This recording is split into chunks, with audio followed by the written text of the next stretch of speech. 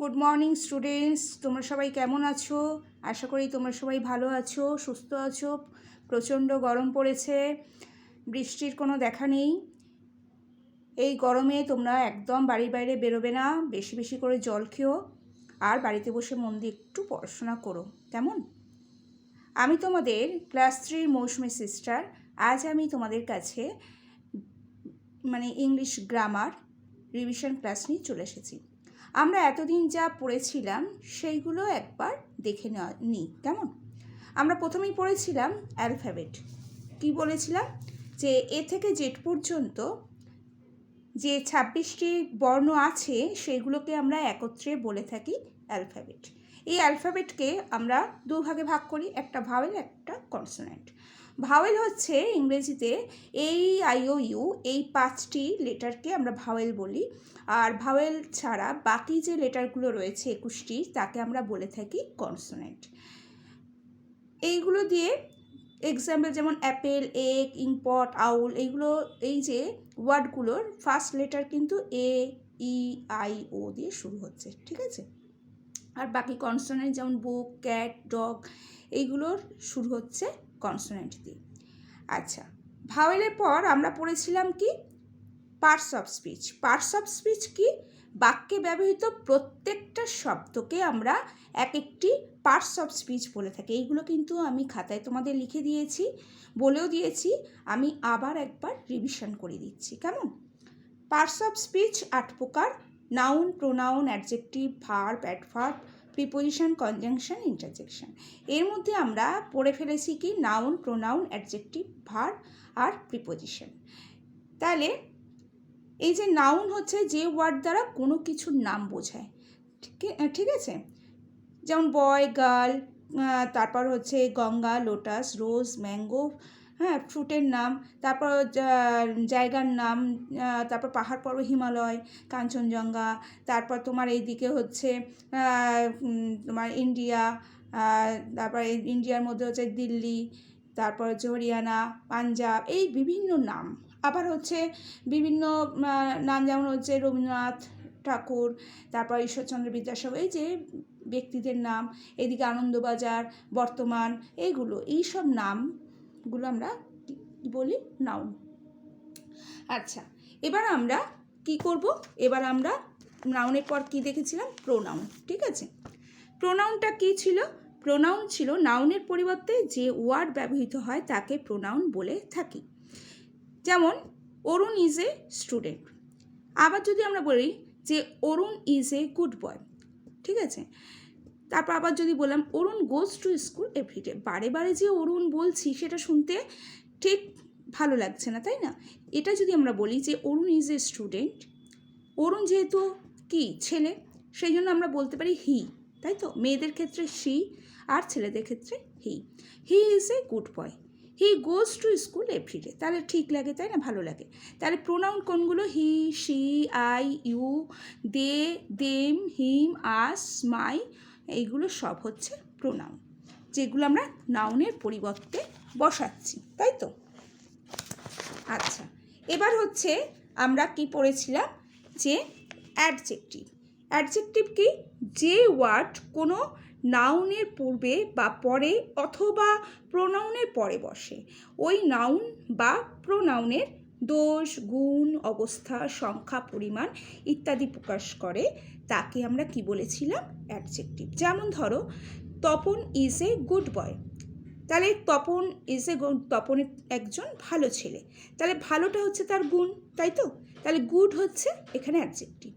যেমন হচ্ছে look at the blue sky, মানে নীল আকাশ, আকাশটা কেমন? নীল, তাহলে এই যে কালার, তারপর হচ্ছে ব্লু, এটা হচ্ছে অ্যাডজেক্টিভ, ঠিক আছে? Rabindranath is a great man, যে গ্রেট, এটা হচ্ছে কি? Adjective. He is A brave বয়, সাহসী, ব্রেভ, এটা হলো অ্যাডজেক্টিভ। আচ্ছা, তারপর আমরা কি পড়েছিলাম? ভার্ব। ভার্ব কাকে বলে? যে শব্দ দ্বারা কোনো প্রকার কাজ করা, হওয়া বোঝায়, তাকেই বলা হচ্ছে ভার্ব। যেমন go, eat, sleep, walk, run, write, play, etcetera, আরও প্রচুর আছে, এইগুলো হচ্ছে ভার্ব। যেমন ক্যাটস ক্যাচ মাইস, ক্যাচ ধরছে, কাজ করছে, ইঁদুর ধরছে, ঠিক আছে।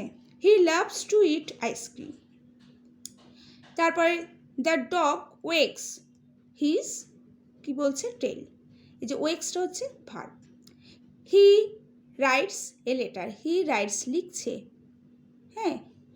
তারপর সে রিডস এ স্টোরি বুক, তার মানে কি, সে বই পড়ছে, রিডস পড়া, এইগুলো হচ্ছে ভার্ব। আচ্ছা, এরপরে কি ছিল, প্রিপোজিশন। প্রিপোজিশনটা কি, যে ওয়ার্ড, এইগুলো যে আমি তোমাদেরকে বলছি, এইগুলো বললাম তোমাদেরকে, তারপর আমি তোমাদেরকে কিছু করতে দেবো এর উপর, সেগুলো তোমরা বাড়িতে আগে প্রথমে লিখে নেবে, নিয়ে তারপর সেটা বাড়িতে বসে বসে করবে, কেমন? আচ্ছা, এইগুলো আমি তোমাদেরকে একবার রিভিশন করে দিচ্ছি, মনে করিয়ে দিচ্ছি, যাতে তোমাদের সুবিধা হয় সেই ওয়ার্কশিটটা কমপ্লিট করার ক্ষেত্রে। প্রিপোজিশন কি, যে ওয়ার্ড নাউন বা প্রোনাউনের পূর্বে বসে বাক্যের অন্য অংশের সাথে ওই নাউন বা প্রোনাউনকে যে সম্পর্কিত বা সংযুক্ত করছে বা যোগ করছে, তাকে কি বলছি আমরা, প্রিপোজিশন। হ্যাঁ, যেমন ধরো যে প্রিপোজিশন, যেমন ধরো যে আমরা বলতে পারি মিষ্টি লিভস ইন পুরুলিয়া। ইনটা হচ্ছে কি বলবো, প্রিপোজিশন। প্রিপোজিশন কি কোনগুলো, ইন, অন, আন্ডার, হ্যাঁ, ইন ফ্রন্ট, বিহাইন্ড, বিসাইড, তারপর হচ্ছে অন, ওভার, অ্যাবভ, হ্যাঁ, এই সব কিছু, উইথ, বাই, এই সব কিছুকেই আমরা কি বলি, প্রিপোজিশন। যেমন she goes to school, to, হ্যাঁ। তারপর হচ্ছে তপন রিডস ইন ক্লাস 3, হ্যাঁ, এখানে ইনটা হচ্ছে কি বলবো, প্রিপোজিশন। তারপর হচ্ছে the book is on the table, on, তারপর হচ্ছে the lion came from Africa, from, থেকে, ঠিক আছে। তাহলে বুঝতে পেরেছো আমি কি বলছি, এই যে কমপ্লিট হয়ে গেল, এইগুলো এই অবধি আমরা পড়ে ফেলেছি। এবার আমি তোমাদেরকে একটা ওয়ার্কশিট দেখাচ্ছি, তোমরা কি করবে, প্রথমে সেটাকে ভালো করে দেখে নাও। দেখো, প্রথমে কি দিয়েছি আমি, প্রোনাউন, দেখতে পাচ্ছ, ফাইন্ড আউট দ্য প্রোনাউন। এটা আগে কি করবে, লিখে নাও। দেখো, আমি একটু একটু করে দেখাচ্ছি, তোমরা এটা একটু কমপ্লিট করে নেবে, ঠিক আছে।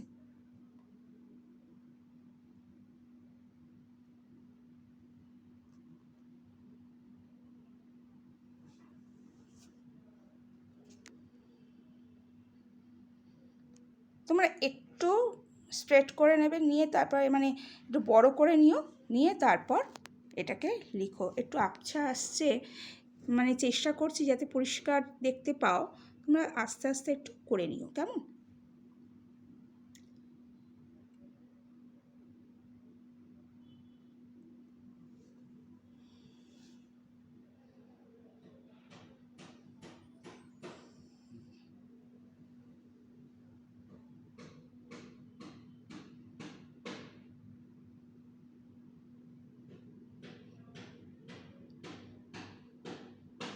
একটু লিখে নিও, একটু অসুবিধা হচ্ছে কিন্তু তোমরা একটু আস্তে আস্তে দেখো, বুঝতে পারবে।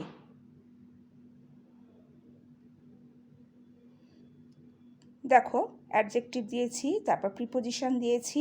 প্রিপোজিশনগুলো দেখো, the sun rises in the east, আমি এটা একটা করে দিয়েছি, তোমাদেরকে বাকিগুলো দিয়েছি, তোমরা সেটা করবে। দ্য ম্যান ইজ ড্যাশ দিয়ে the tree, he goes dash school, তারপর হচ্ছে the sky is our head, এটা কি হবে, উপরে, তাই তো, মানে যেটা টাচ করছে না। আমি বলে দিয়েছিলাম যেটা অন হচ্ছে টাচ করা থাকে উপরে, আর যেটা টাচ করা থাকে না সেটা কি হবে, সেটা লিখবে। পুট দ্য বুক, ঠিক আছে, দেখতে পেয়েছো।